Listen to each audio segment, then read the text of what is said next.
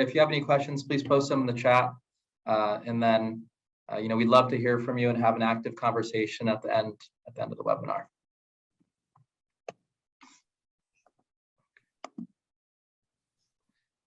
So yeah, just a little bit about myself. This is Eric Mendonza speaking. I'm the Director of Business Development at Flexergy. I've been with the company for about 6.5 years, and really have been helping to understand our customers and figure out what tests we need to work on next.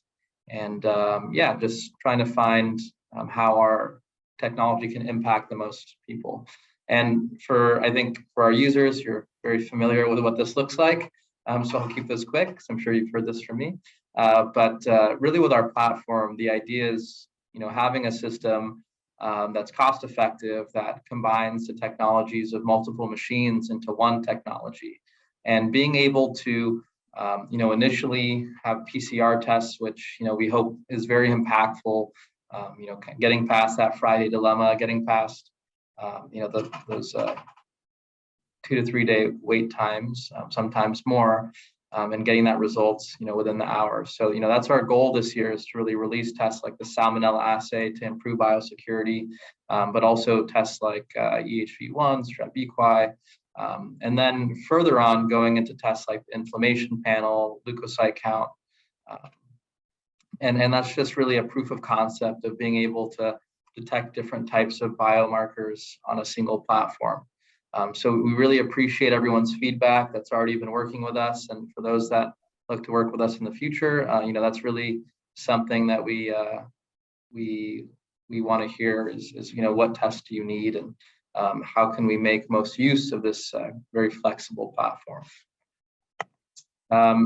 Just to, I think, to hit on a few things here in terms of the need, and what we are really focusing on. We want to give veterinarians access to a system that can be used in their practices, but also in the field. We actually participated in a study in conjunction with UC Davis this year with the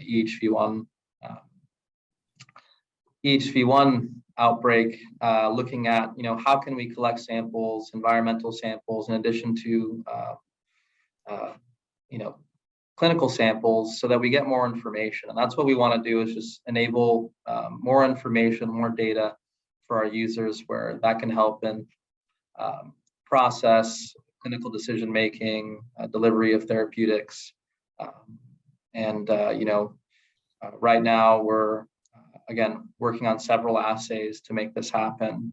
And even in the future, we're actually working on how do we make our analyzer, I think, even though it fits nicely in the clinic today, how do we make it work on the truck? How do we make something that really can move to that stall side management? So I'll move on. I do want to introduce Dr. Pramod Naranath.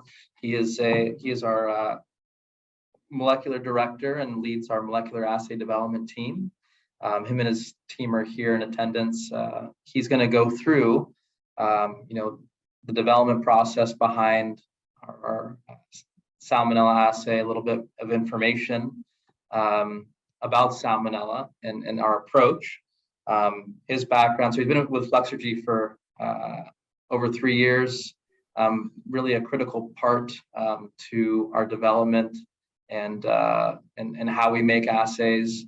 Before Flexergy, he's had quite an extensive experience in the IVD and diagnostic space, and also in academia as a professor, and then going on to work at Genmark and taking their first product through FDA, and then leading R&D at Diasorin Molecular, where he was able to take multiple assays through the FDA. So we were really excited that he's been able to bring his knowledge to Flexergy, and that's something where, again, we're always eager to understand our customers, what they're going through, and to continue improving our assays even after we release them. So Pramod, I will hand it off to you, and thanks for sharing your methodologies with us. All right, thank you, Eric. I'm going to share my screen.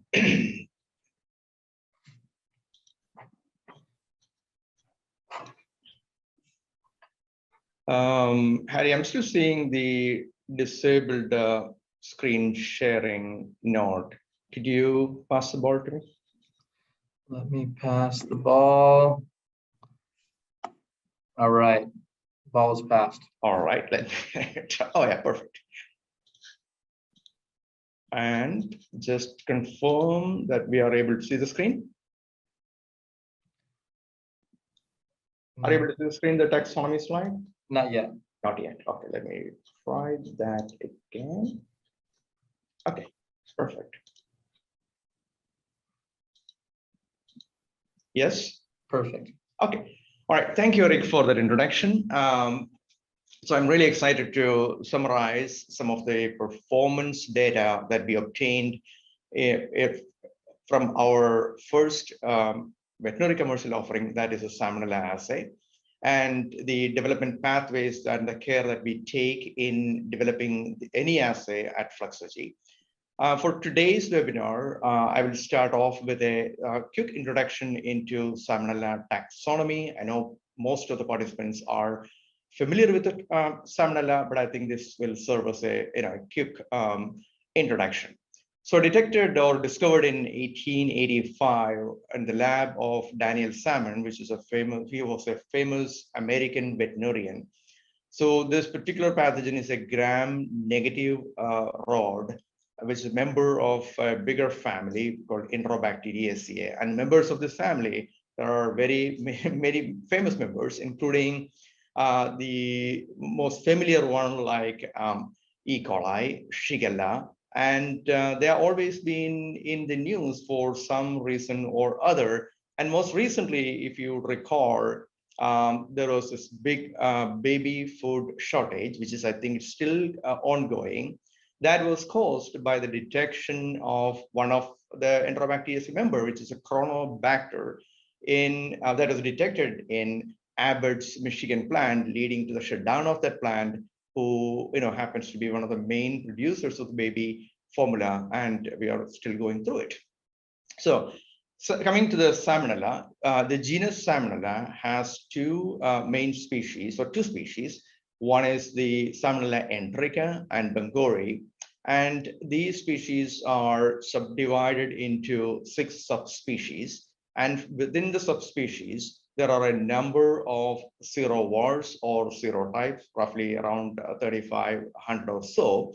Though that is detected primarily through the biochemical tests as well as the immunological assays, and with the development of molecular typing mechanisms like looking into the DNA or mass spec, there is an accumulation of those latest technologies into that type of testing. Going to the Salmonella, looking at the burden of Salmonella, this slide kind of summarizes the fresh or new infections reported every year from 1996 until 2020, reported by the FoodNet, which is the active surveillance network by CDC, as well as in the EU region by the European Food Safety Agency. So looking at that, you would see typically these fresh infections hover around 10 to 15 new cases per 100,000 population. So now, if you look at the way the Salmonella is diagnosed and reported here, you would see culture-based detection being the main method. But in the last decade or so, you see increased use of culture-independent test method, such as if you look at that, the PCR is increasingly used and takes the most of the culture-independent test methods belongs to PCR, but there is definitely a little bit of culture is still being used.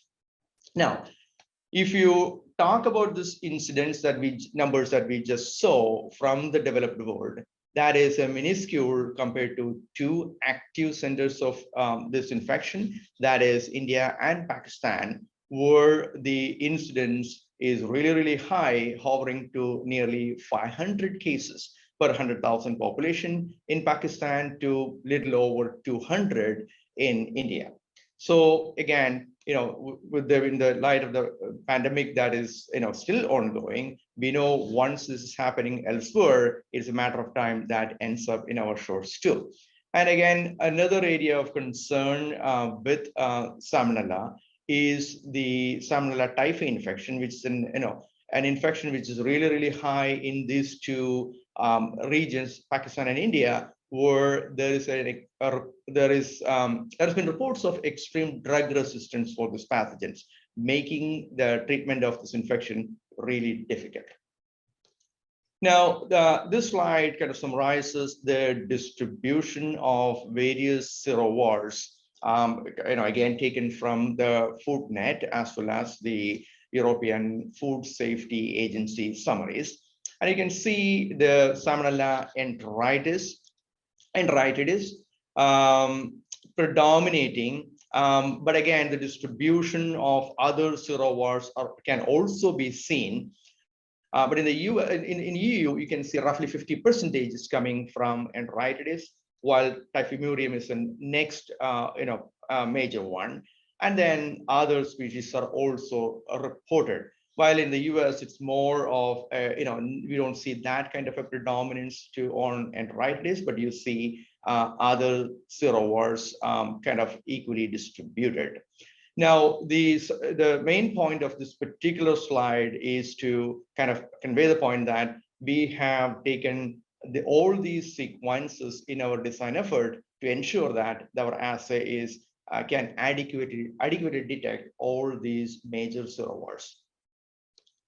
Now, the food safety, although that's why we are starting this particular introduction, is not the main focus of Fluxology assay.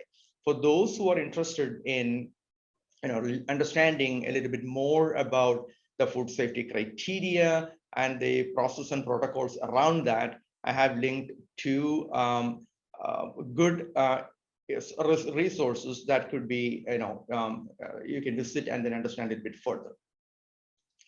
Now, coming to the Fluxology's Salmonella assay. So this is a real-time based polymerase chain reaction test intended for the qualitative detection of nucleic acid, or DNA, from Salmonella species in environmental swab samples collected from the veterinary facilities, such as equine stalls or the equine clinics.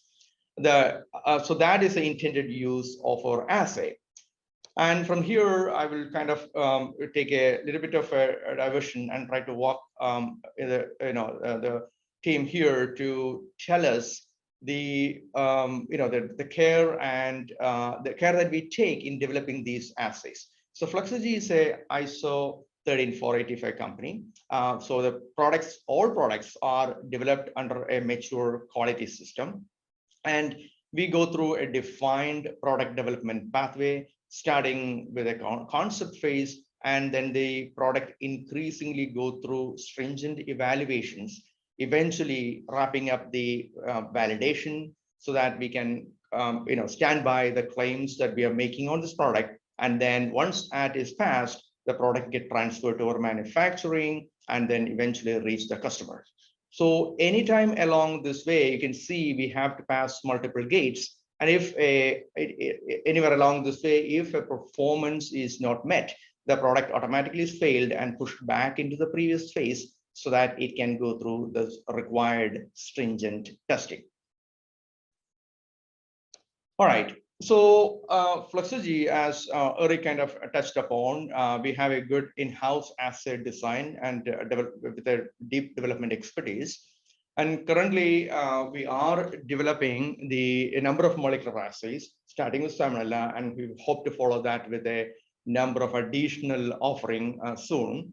And then in addition to the molecular product development, we are also bringing products eventually to the marketplace based on the immuno techniques as well as the cytochemistry techniques. Now, Salmonella, as I mentioned, this assay is a molecular test, which is a TACMAN probe-based PCR. And we have made this assay as robust as we can. And one of the ways that we have made this assay robust is building a redundancy in the assay. What I mean by building redundancy is in our assay, we have multiple genomic regions of Salmonella targeted in the PCR. So if should there be a variation in a particular region, now you have at least one region for the assay to work. Now, Salmonella, as we know, is a a big genome, roughly around 5 MB, which is one of the big genomes that I've seen among the pathogens. So just a comparison here to COVID-19. COVID-19 or the SARS coronavirus is only a 30 KB genome, or if you consider a larger DNA virus such as herpes, mostly around 150 KB, but this is around 5 MB. So it's a large, big genome here, which offer us enough landscape to place these detection regions and identify conserved regions within the genome. So for this assay, we have targeted 2 different regions. One is the pathogenicity gene called invasion A gene region. And the second kind of a backup region here is the TTRC that is linked to the respiration of this particular or metabolism of this particular pathogen. So, we have that redundancy built in to ensure the assay work robustly. Now, we'll kind of, in the next few slides, I'll walk you through the performance that has been validated with this particular assay. We'll start with the limit of detection. So here, what the question that we are asking is how sensitive is this test? Now, the way we conduct the limit of detection testing is using a quantified standard strain using the validated workflow that is following the instruction for use. So initially, we serially dilute the pathogen to understand where the detection drops off, and the point at which it drops off, one point above that, will be tested in 20 replicates, and then look at and see, can we detect more than 95% of the tested replicates, and it is that level which we report as our confirmed limit of detection. So in this case, we validated our limit of detection to be 1 colony forming unit per mil. So that is a good sensitivity for this particular Salmonella assay. Now, second thing that we validated by the wet lab testing. So the data I'm just showing here is the wet lab testing. In addition to this, we also do extensive in silico testing. So here is a summary of our analytical reactivity or inclusivity. So what we are trying to detect here is that do our test detect a variety of serovars that is reported in literature. So we could find a number of serovars listed here that could be purchased from various repositories, and our testing show that when tested near a limit of detection, all these serovars that is listed here were able to be detected successfully. Now, the third performance characteristic that we tend to validate is how specific is this assay. So in order to do that, we challenge the Salmonella assay with a number of other bacterial pathogens at higher concentrations, so that we're trying to understand if there could be any bleed through and a false signaling that would potentially come from the Salmonella. But all these organisms tested here at 10 to the power of 5 copies per mil going through the culture, obviously. So then it will generate a large number of copies of these organisms. They were not detected by our Salmonella PCR. So the assay is very specific, and it will not detect any other pathogens that potentially would be present in your clinical sample. Now, the interference is another key characteristics that we try to validate. So here, this particular assay being, environmental swab based.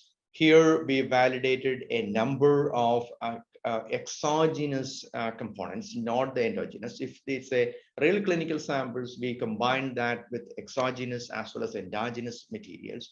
But here we chose a number of cleaning agents, components of cleaning agents based on our survey of equine clinics and the various cleaning agents they used. Those are listed here from Ecolab. Some people use a bleach, a Tectror, Trifecta, Triple 2. These are some of the agents, components of these agents we incorporated in our interference testing. And this concentration listed here is the highest level that could end up in our PCR based on our workflow. So this testing is conducted by combining a near limit of detection of Salmonella with these interfering agents, and then see if Salmonella detection is happening robustly at that level. So none of these interfering agents tested inhibited Fluxog's Salmonella assay. Now, another aspect of validation that we have done is the repeatability of our assay. So here, again, we test and push the system to low levels of the pathogen that could encounter, that is the limit of detection, twice the limit of detection, and even 3 times the limit of detection. So it's really near limit of detection of the assay samples were generated, and they were tested in quadruplicate for 4 different days, non-consecutive. But they were tested with 2 different manufacturing lots of the reaction mixture and test card, and then they were run randomly, choosing 12 different analyzers using 3 different operators. So this generates 32 replicates at each of these levels for a total of 96 samples. So idea here is to see, do we see these near LOD samples consistently getting called as positive? And yes, 100% of the replicates tested generated a positive call with all these different variables incorporated into the study design. Now, if you look at the CT value that is generated for the Salmonella channel, we find all these replicates generated less than 10%, which means this assay is repeatable and is reproducible. Now, finally, the final aspect of the validation is the method comparison, where we compared our assay's performance in detecting the positive and negative samples, and look at the concordance that we obtained in comparison to another standard assay, which is a SureTect Salmonella PCR test. So here we tested 57 negative swab samples and 20 each of near LOD samples at 3 levels, so for a total of 60 positive samples. So summarized below is the positive agreement and the negative agreement that we obtained with the method comparison testing that we conducted. So this is done again using all manufacturing validated and QC released lots, which is truly the representative lots that we will be shipping to the customers. So you can see we obtained 100% concordance for positive agreement as well as for negative agreement. All right, and here is a slide which quickly summarizes the kit components of the Salmonella assay. Maybe I will pass from here to our marketing team so that they can walk us through the features of the assay as well as their experience conducting these tests in a number of veterinary clinics. Eric, back to you. Thank you. Let me see if I can share my screen. If you can enable that, promote, that would be great. And thank you for sharing that information. I think it's great for our users to get a little bit of background on the development process, why we test, what we test. I always enjoy learning. Oh, thank you. Okay, I think I still need to be enabled. All right, I stopped sharing at my end. Harry. Yeah, I think you're the host now. One question actually before we move on that I have, Pramod, is do you mind answering, when we got the samples, just, from how many clinics, in terms of when we say samples from the field, it would be great to share that with our listeners to give some perspective there. Right. Thank you. So for our validation, well, while we were developing the test, we brought in samples from 6 clinics, trying to understand the cleaning agents they use. Obviously, we are interested in learning from additional veterinary clinics, but wherever we could access information, roughly 6 clinics, we got the information about the agents, and we collected those samples, before we finalized our reaction mix and optimized it. And finally, coming to the validation samples for the clinical studies, we were able to get samples from nearly 8 clinics, from Texas to Northern California, and some local clinics here in Southern California as well. Okay, thank you. All right, let me share my screen. Oh, okay. Sorry, I'll just. Okay, so I'm going to quickly go through this, but really, again, the Salmonella assay, what we're doing is we're taking a sponge swab. So the sponge swab has actually been validated for use in many food safety applications for large environmental or large food facilities for detecting things like Salmonella, Campylobacter, Listeria in the environment. We're going to take that sponge. We're going to add the buffer to selenite broth and incubate overnight. So again, set up your broth at 5 p.m. and then you can come back the next morning and then run your PCR test. So the PCR test, this actually workflow will be very similar to what you'll see with the respiratory assays that we come out with. Simply adding a small amount of, in this case, that selenite broth to our reaction mixture. It's a direct PCR, so that contains the components that you need to run that PCR reaction. And then you'll add that to our cartridge, our microfluidic system that automates a lot of the PCR process, and then you'll have your results in about an hour. So it's pretty simple in terms of the workflow there, and but we always are always looking to improve that as well. So just a little bit of information about where our platforms are currently. So if you do have a platform, you're not alone. It's we have now in the last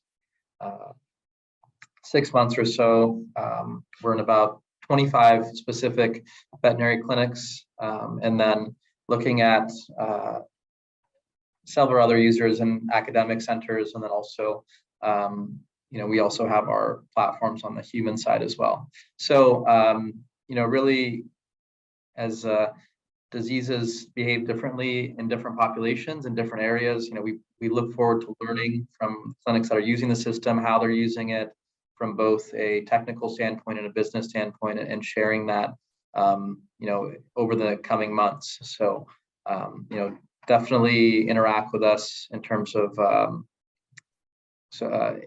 any questions if you'd like to talk to other users.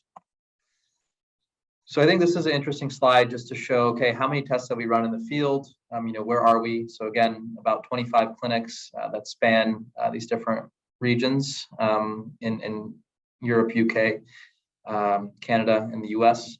And we've run about 660 tests. So this is actually information. We get that without patient information or the specific tests that you're running, but we can see, what are we seeing in terms of positive, negative errors, so that we can keep track of the efficacy of our products in the field, how it's working from a quality standpoint. And that's actually something that we tie back to all of our processes in terms of, how we manufacture the products. So, when you have errors or issues in the field, I do want to say that just feel free to contact us, and we can, really diagnose what's going on. I think with Salmonella, there are quite a few variables that come into when where you're swabbing, what you're swabbing, the location of swabbing, and then also the enrichment process and then testing. So with that though, what we are seeing is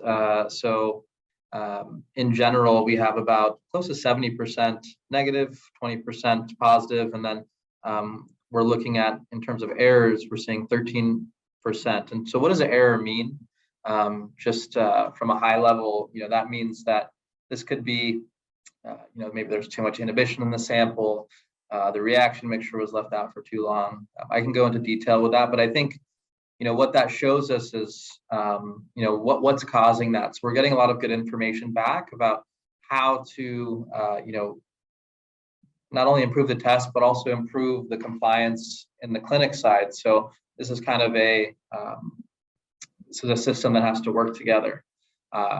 With that being said, our validated sample type is for environmental samples, like Pramod mentioned, but we're seeing clinics also, wanting to use this test for clinical samples like fecal samples and rectal swabs. So, we'll have a webinar coming up end of month where we have UC Davis showing how they've used the system for feces, and we have a clinic also using the test for rectal swabs.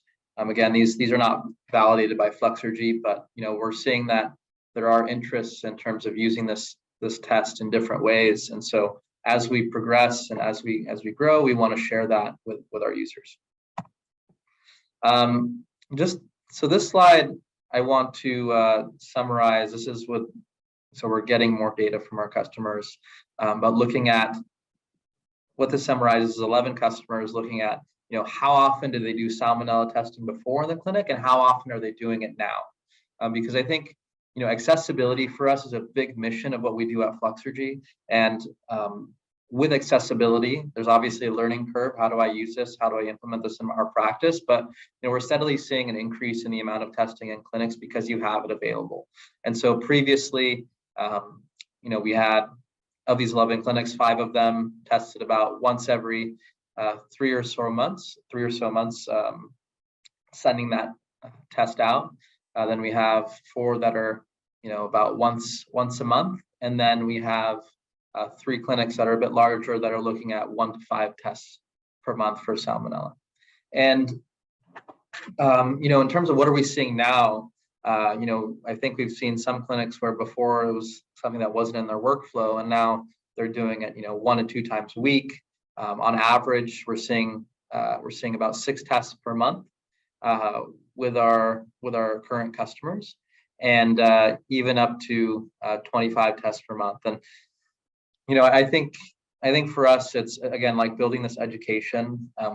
We look to have some also groups that are from the academic side that can come in and talk about how to use the test, why they implement biosecurity protocols, when to use it, limitations. These are all things that we want to cover so we can give our users the information they need to be successful. I'm just going to go into a few tips, what we've learned, right? I think for accurate and consistent testing, from the beginning, we are going out to each clinic if possible to train. And I think, what we're seeing is that making sure that we have the right people there, making sure that we, these first 10 or 20 tests that we're going to do together, that we're able to trust it in terms of sending it out as well, or also just monitor the workflow. You're going to get some invalids in the beginning, but making sure your team is cross-trained. Additionally, you are culturing pathogens now in your practice, so being able to understand that, going from a clean to a dirty workflow, now you're essentially bringing the lab into your practice. So with that, there's considerations about, hey, how am I maintaining a clean environment from test to test? There's also little things like, is my incubator at the right temperature? That I incubate from 16 to 24 hours? How am I labeling the samples? You know, where am I collecting from in the stall? Maybe I want to do, you know, a little area in each corner, or you know, I think those first 10 to 20 tests that we provide to clinics for free is important, because you know, we want them to also validate that in terms of how their stalls are set up. So it's always a continuing learning process. Yeah, I think I'll move forward here. You know, again, we like to be transparent, as you know, we showed the data, and we're going to go deeper into that with the information we're collecting. But you know, in terms of test failures, it's something for us to, you know, with lab testing, it's something that happens, and it's really understanding why, versus in the beginning kind of getting frustrated. And so, you know, that's what we want to work with you on. And in terms of the test failures, we can see like workflow, I think, is something that, hey, if you know, we have a frozen reaction mixture that allows you to conduct a PCR. Is that something I left out for too long? Did I get that exact volume from the tube and dispense into the cart? I equate our test, or really any lab test, to, you know, baking. You know, am I putting the right ingredients at the right time? And are these core points trained to the team that's using it? And so sometimes there's a lot of heavy lifting in the beginning of, you know, building in the protocol to the practice, building in the training. And so that's something that we're seeing is really helping our clinics when we do invest into that. In terms of sample type, so, you know, we are trying things like feces, rectal swabs. Some of the clinics are using that, and I think it's about getting, again, if we are going to try that new sample type, let's make sure we set 10 tests aside, or potentially even more, to say, okay, I'm going to invest those 10 or 20 tests into validating the sample type, make sure I trust it, make sure I trust our process, and then, you know, then being able to implement that on a continuous basis or protocol within the practice. There's also little things like, I do recommend reading the IFU. I know it's 20 pages, but it's something where, you know, letting the cleaning agent dry is important. So again, it goes back to process. How are we doing that? We do get issues. Let's write everything down and just kind of check off, are we doing each component correctly? And I think that will, again, give us long-term success. One thing I do want to highlight as well is, you know, with our clinics that are having issues, you know, we are reimbursing for any error tests. So, you know, if you get 10 errors, we'll send you a 10-pack, no problem. I think for us, it's the long-term success. Again, we have several tests that are going to come out in the future. We want to be around for a long time and help our clinics make better decisions, faster decisions, and create more revenue. With that being said, if you do get an error on a sample, you know, maybe you've diluted it as well and you're still having a problem, please send it to us. Promote's team and our team of scientists you know, they're really excited to get those samples back so that they can test them and you know, see what's going on in those samples. I think just with biochemistry in itself, there's a lot of moving parts here. So I think we're going to continue learning, and then we can share that learning with our users. I think we covered this in a nutshell, but again, a lot of the testing, you know, things like these non-validated sample types, using things like Swiffers, those are actually pieces of testing that are ongoing at Flexergy, so we can continue to learn how our method compares. And you know, that's a lot of the extensive testing that Promote talked about is taking that feedback from the clinics and then you know, also continuously improving our product. Some of the active areas we're improving is, you know, on the workflow, when taking the sponge buffer and putting that into the sunlight broth, we're looking at disposable pipette to make that easier. And then also getting samples like these feces samples, rectal swab samples. We have an ongoing study with UC Davis where they're actually you know, comparing our assay to their biosecurity program that they have ongoing on a weekly basis. So, you know, we're really insistent about data and so that's always an open conversation that we can have. Yeah, I think I've covered a lot of these points already. I don't want to repeat things here too much, but again, we really appreciate all the feedback that we're getting from the clinics. I do want to talk about our next webinar, which is going to be on July 27th, where the PCR lab manager, Samantha Barnum from UC Davis, will be talking about lab cleanliness, process. Now we're taking PCR and putting in the practice. She runs a high throughput lab. A lot of the equine samples in the US are going to Davis. I think it's a great opportunity to ask questions. She can talk about collecting samples of feces as well, and looking at, what does that mean when we're collecting samples? How much do we need when having a very sensitive process like PCR? So very excited for that, and we'll continue to have monthly webinars that either go into our product or have someone external present these ideas. And we plan to have these. We're working on getting these RACE approved so that it can be for continuing education, because I know our users definitely need that. So I will stop there and maybe open it up to the audience if there's any questions. And please either type it in the chat or feel free to ask the question and let us know where you're from, and we'll go from there.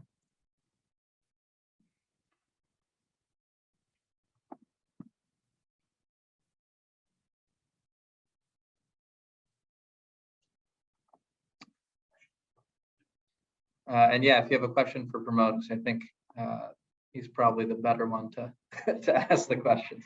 I actually have a question. Specifically, it's actually, since we're dealing with the customers, and I'll put this to your team, Pramod. Yes, sir.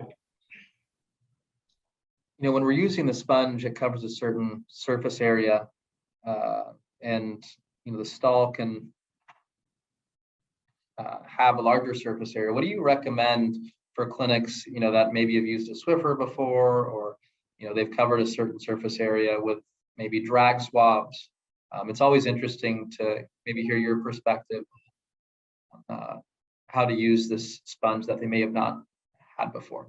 Yeah.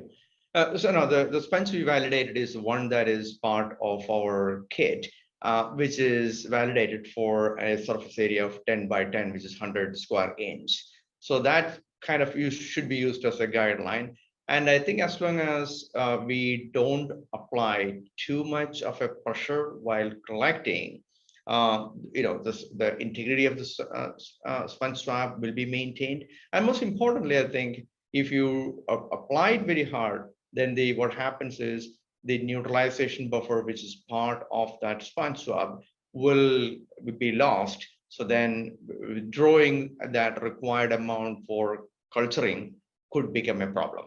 So that is something that I would pay attention to. You could target an area that you suspect, like a floor or a wall, that's perfectly fine, but limit it to that 100 square inch.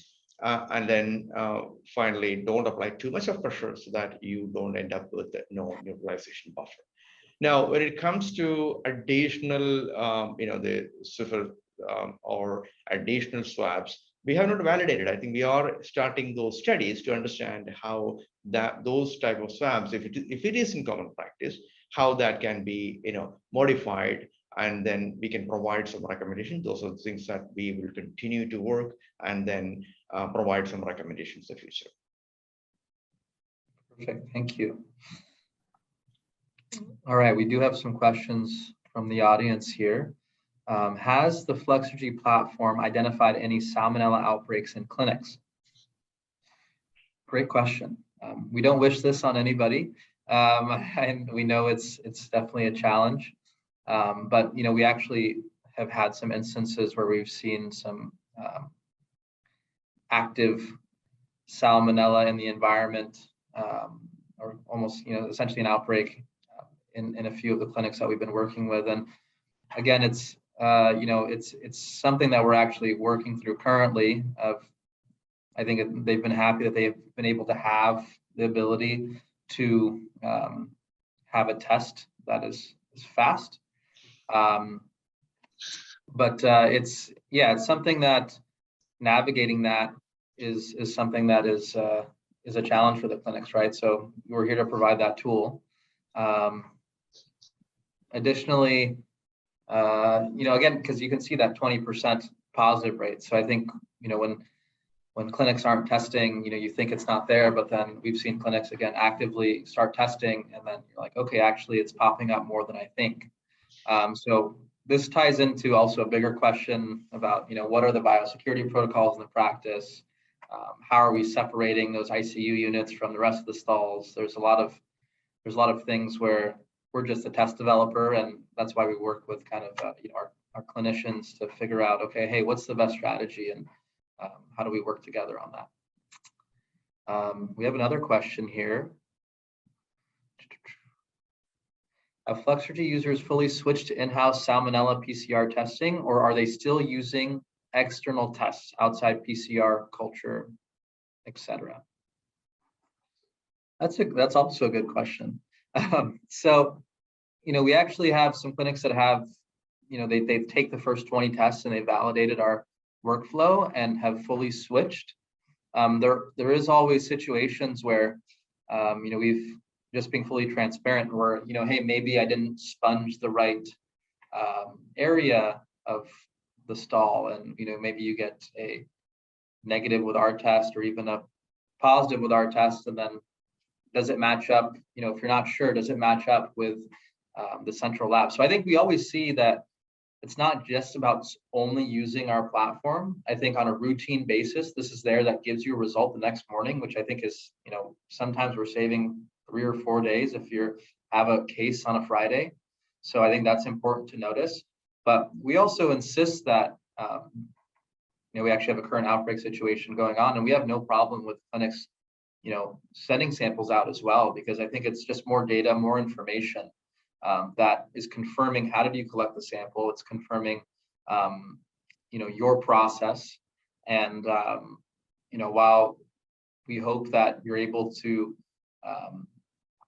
use our platform on a routine basis, it's also, again, about getting more data, understanding how you're using it. So I guess the short answer to that is, yes, we do have clinics that have fully switched to using our platform, but additionally, we do encourage that when you encounter issues, that you reach out, you have a relationship with your laboratory, that you get. It's always about, this is why we validated the test against a comparator. What are we seeing? Is this real, right? Great question.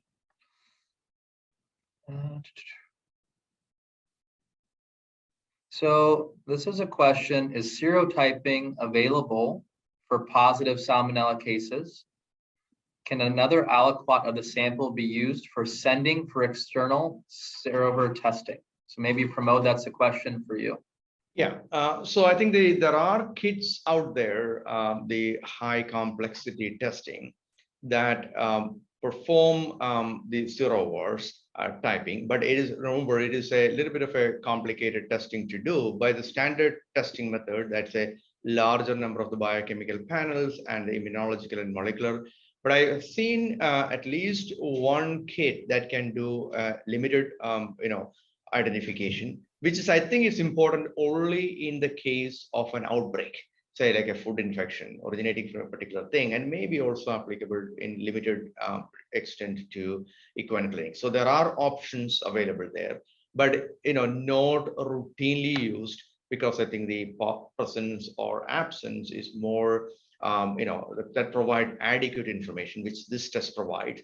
But if you really are looking to identify the real source and then go to that detail, there are definitely some kits available right now in the marketplace. But as we kind of build the capability of our platform, those are the type of things that we could do as a reflex kind of a testing. Once you detect this, yes, this is an option that you could follow through.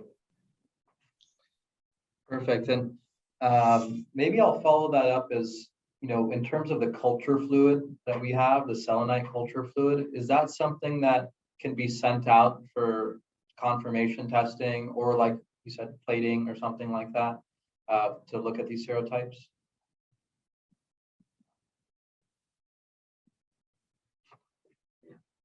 I think you're on mute, Pramod, sorry. Eric, I just lost you a little bit. Oh, sorry. Yeah, I think the question was, are you able to use the culture fluid from our test? So let's say you have that selenite broth. Yes. Where something comes up positive. Right. Are you able to send that culture That is fluid correct. out? That is correct. I think the some of the kits that I have seen utilizes, it may not be the validated, because some of them uses the BPW, buffered peptone water, for example. But selenite in most cases would be compatible with it. So definitely that is something that can be shared. Okay, great. We do have another question. Would you suggest clinics to send positive samples to AIMS or the USDA, APHIS? I think that's more of a question around surveillance and things like that. So, that's actually a relationship we're trying to explore, right? And we always encourage, if you're already participating in a surveillance type program, that's something that, as Pramod showed the data of, where it's important to keep track of these different serotypes and how they're expanding, even in these different populations, so veterinary practices, referral hospitals, barns, et cetera, right? And for us, that was a big reason why we have the, in terms of how we collect the data, like how we're connected to the data, not only for us to improve our test and make sure it's working well in the field, but that's a way of saying, okay, now you can see across different populations, what are we seeing with this infectious disease-based test? I don't know if there's anything to add there, Pramod, since you have some experience with surveillance. Well, I think, the equine clinics or veterinary clinics, I'm not sure if the positive sample is required to be sent to USDA. It's more of the food surveillance or the food-based infections. Yes, I think that definitely is the case, but I'm not entirely sure what the recommendation is when you see in one-off case, for example, is there a requirement or not? I would expect there is not.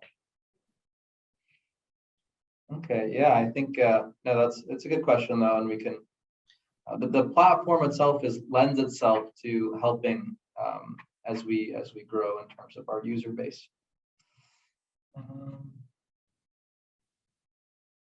Okay, I think